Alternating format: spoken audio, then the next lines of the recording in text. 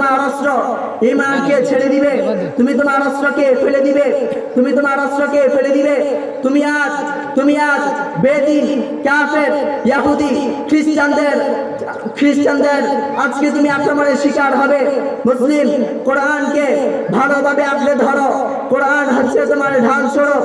আজকে তুমি যদি ঢালকে তুমি যদি ছেড়ে দাও, তুমি আজকে ঢাল হারা হবে। তোমাকে আজকে পীর থেকে সে বেজাতিদের হায়নাদের মুখ থেকে তোমাকে রক্ষা করা যাবে না।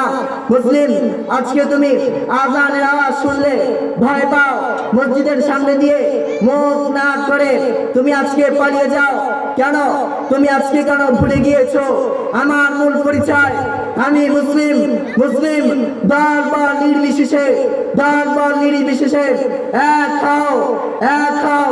তুমি অগ্রগণ আজ মনের মধ্যে এই কথা জাগ্রত করো, আমি মুসলিম, আমার কলিজার মধ্যে ইসলাম লেখা রয়েছে। মুসলিম, আজ তুমি মিনার ছেড়ে দিও না। মিনার হচ্ছে তোমার হ্যামলেট ছেড়ে দিবে, তোমার মাথাকে শরীর থেকে আলাদা করে দিবে। মুসলিম, মসজিদ ছেড়ে দিও না। আমি তো বলছি মসজিদ হচ্ছে তোমার দুর্গ।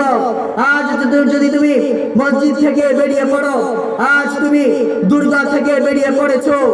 আজ তোমার তিন পাশে হায়নাদের ঘেরা, আজ তোমার তিন পাশে শত্রুরা হা করে তাকিয়ে আছে। তিন পাশ থেকে যদি তোমাকে দাঁড়িয়ে থাকে, বঙ্গোপসাগরে তোমার জাপ দেওয়া ছাড়া কোনো উপায় নাই। মুসলিম, ঈমানকে তুমি শক্ত করে ধরো, কোরআনকে সংবিধান বানাও, মসজিদের মধ্যে তাড়াতাড়ি তুমি ঢুকো। মুসলিম, বারবার বলি, ইসলামকে যদি তুমি আজকে পরোয়া না করে বেদিনের কৃষ্টি কালচার তুমি অবলম্বন করো, পৃথিবীর মধ্যে নয় শুধু আখিরাতের মধ্যে নয় শুধু দোজাহানে তোমার অপমান ছাড়া কিছুই থাকবে না। ওয়ামা আলাইনা ইল্লাল বালাগ। আল্লাহ রাব্বুল আলামিন যে কথা বলেছি আমাকেও এবং সকলকে আমল করার সেই তৌফিক দান করুন। ওয়ামা তৌফিকি ইল্লা বিল্লাহ। আসসালামু আলাইকুম। জাযাকাল্লাহ।